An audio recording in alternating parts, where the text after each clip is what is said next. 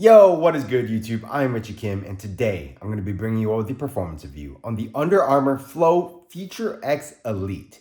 Before we get started, if you all enjoy sneaker content just like this, do me a favor, hit that subscribe button down below, and also hit that bell notification button so you never miss another video just like this one. But anyways, let's get right into it.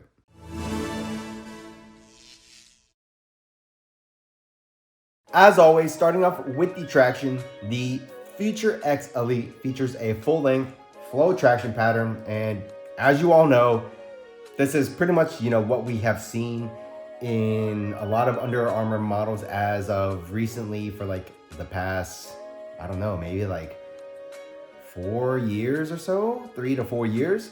So if you have played in any of the other shoes that feature full-length flow, you will pretty much know exactly how this performs. So yeah, this is a full flow outsole, meaning it is all flow foam. There's no rubber on it. And the traction is really, really good if you are playing on clean courts. Like, you're gonna be able to stop on a dime, like maybe even something smaller than a dime, honestly. Traction on those clean courts is absolutely insane, almost to the point that it's actually kind of scary because you stop so hard. But yeah, if you are playing on your moderately dusty to really dusty courts, aka your LA Fitness, 24-hour fitness, your average gym type of court, you will probably run into some issues.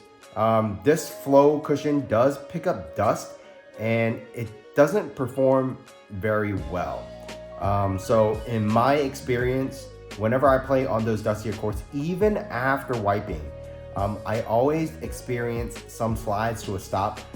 There were times where you would have maybe a good stop or two, but I would say more often than not, you would be sliding to a stop. And that's even after, trying to consistently wipe the dust off the shoes.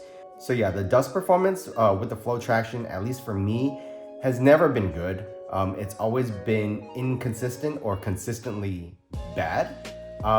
So just keep that in mind if you are playing on your dustier courts. However, if you are playing on clean courts, the traction is very, very good. So moving on to the cushion, like I said, this shoe features full-length flow, and flow is, honestly, it's not like that bad of a foam. It is definitely a more like firm, responsive setup.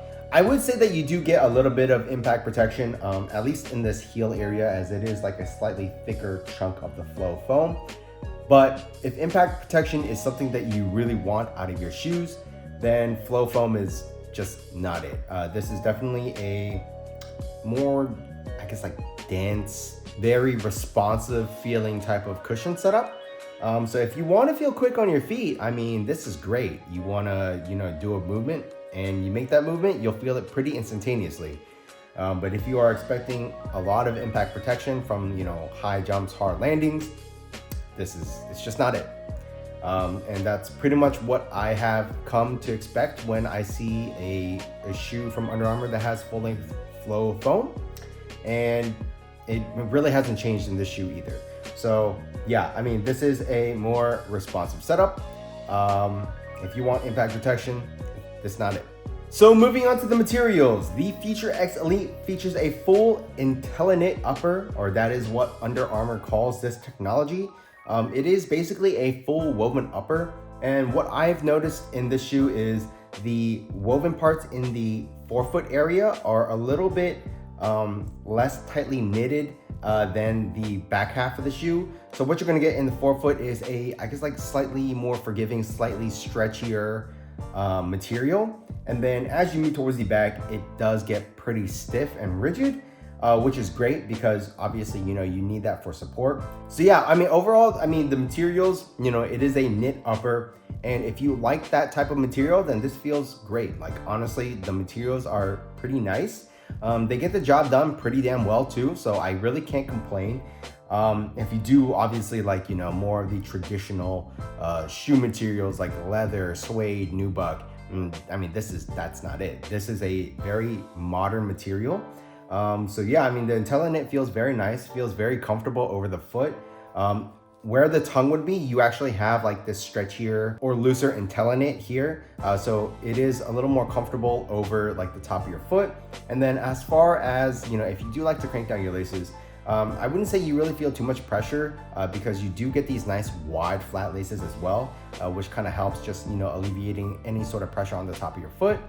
But yeah, I mean, from a material standpoint, I really can't complain. This is a very lightweight material, very modern material. Honestly, I would think the only reason you don't like this material is if you do like those, traditional like shoe materials.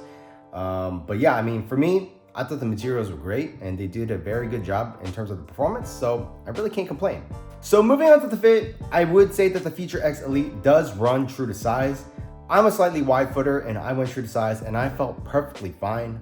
Even as a slightly wide footer, I didn't really feel any pressure up in this forefoot area, which is great.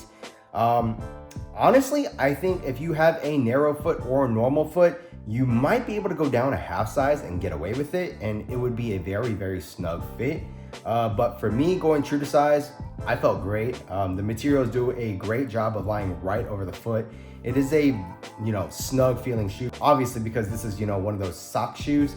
And if you don't get a very good snug fit, you're probably gonna have some issues in the shoe. So yeah, I mean, fit for me, going true to size, fine. I think if you have wide feet, you could probably still go true to size too, because the materials do stretch out a little bit and they definitely break in. If you have really wide feet, maybe go up a half size, but I'm not sure if you're gonna, run into some support issues. But yeah, overall, the fit, very good. Just make sure you get your right size because it might affect the support and the performance of the shoe. But yeah, I mean, I personally really enjoyed the fit. So moving on to the support, I really didn't have any issues with the support in the shoe, which is actually pretty amazing. When I first got the shoes, seeing as a full, sock-like shoe, I thought I was gonna have maybe like some lack of support, but I really didn't. As far as the heel goes, you do have an internal heel counter, and you feel very locked in the heel. I didn't have any heel slippage. Don't get it twisted. This looks like a mid-top shoe, but actually, this is really more of a low top with just like a little bit of extended cloth up here to give it, I don't know, maybe a different aesthetic. But yeah, this is definitely not a real mid-top or high-top shoe. This is essentially a low top, but even then, I didn't have any heel slippage in the shoe. As far as side-to-side movement goes on the footbed, you are covered there as well. Even though this front half of the shoe is slightly stretchier, I really didn't have any issues of sliding off the footbed. And the materials do a great job, and you actually have this like plastic piece right here, which might be part of the actual shank plate that's in here. I'm not sure if that's 100% accurate, but whatever it is, they did a great job. I didn't have any side-to-side movement on the footbed. And then in terms of the lateral stability, I also didn't have any issues. You do have a fairly wide base, and this whole foam out piece right here actually kind of forms like an outrigger itself. So yeah, I mean, you're covered on those hard lateral movements and torsional rigidity and stability. You do have an internal shank plate in here. This is fairly stiff and rigid, and yeah, no support issues there as well. So honestly, the support in here was really good. I'm actually kind of shocked. So the Under Armour Flow FUTR X Elite retails for $150, I believe. And for $150, what I'll say is this. If you all like flow cushion and flow traction, then go pick up a pair of these because you won't be disappointed. You pretty much know exactly what you're getting yourself into.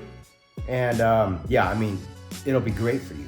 However, if you all don't like flow, whether it's the traction or cushion or both, then just avoid these altogether.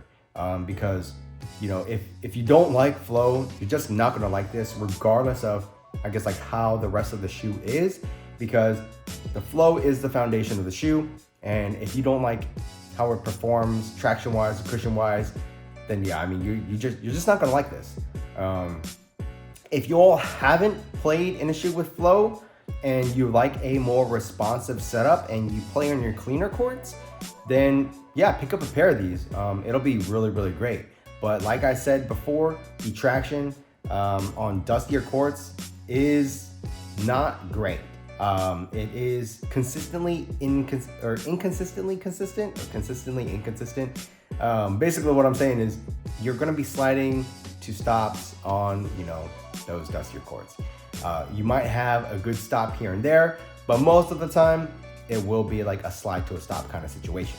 So yeah, if you all were curious and wanted to pick up a pair of these, I'll leave a link for you down in the description box below. But that's pretty much it for this performance review. If you all like this video, do me a favor and hit that subscribe button down below. And also smash that thumbs up button for me, as it really does help me out. While you all are at it, check out these videos over here, and that's pretty much it. Until next time, peace.